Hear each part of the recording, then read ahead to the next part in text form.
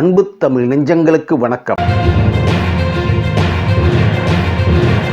மீண்டும் காமெடியனாகும் நடிகர் சந்தானம் ஹீரோவாக நடித்த சில படங்களை தவிர மற்ற படங்கள் பெரிய ஹிட் ஆகவில்லை.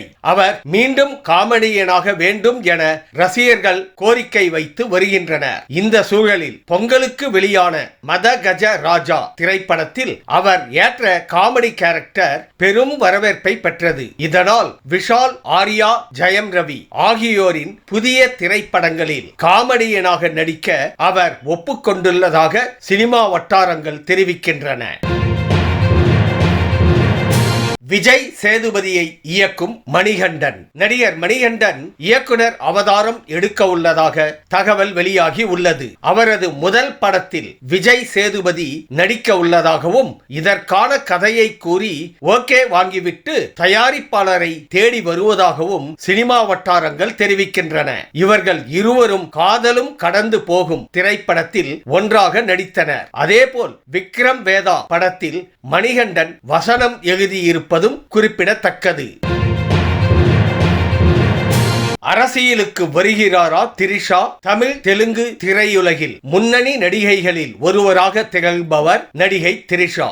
20 ஆண்டுகளுக்கும் மேலாக நடிக்கும் அவர் சினிமாவில் இருந்து விலக முடிவு செய்துள்ளதாக தகவல் வெளியாகி உள்ளது. த.வே.க.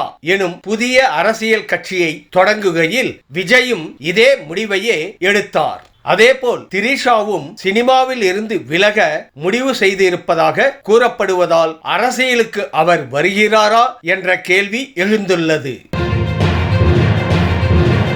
பராசக்தியாக மாறும் சிவகார்த்திகேயன் ரவி மோகன் நடிப்பில் சுதா கொங்கரா இயக்கும் திரைப்படத்திற்கு பராசக்தி என பெயரிட்டுள்ளதாக தகவல் வெளிவந்துள்ளது. எந்த அளவிற்கு பவர்ஃபுல்லான டைட்டில் இது என சொல்லித் தெரிய வேண்டியதில்லை. படத்தின் டீசர் விரைவில் வெளியாகும் எனவும் கூறப்படுகிறது. டீசரின் சென்சார் சர்டிபிகேட்டில் இந்த தகவல் இடம்பெற்றுள்ளது. இந்தி திணிப்பு தொடர்பான கதைக்களம் என கூறப்படும் நிலையில் பராசக்தியாக சிவகார்த்திகேயன் எப்படி இருப்பார்? ஜெயிலர் 2 இசை உரிமமே ரூபாய் 25 கோடிக்கு விற்பனையாம். நெல்சன் ரஜினிகாந்த் கூட்டணியில் உருவாகி வரும் ஜெயிலர் 2 திரைப்படத்தின் இசை உரிமம் ரூபாய் 25 கோடிக்கு விற்பனையாகி உள்ளதாக தகவல்கள் வெளியாகி உள்ளன.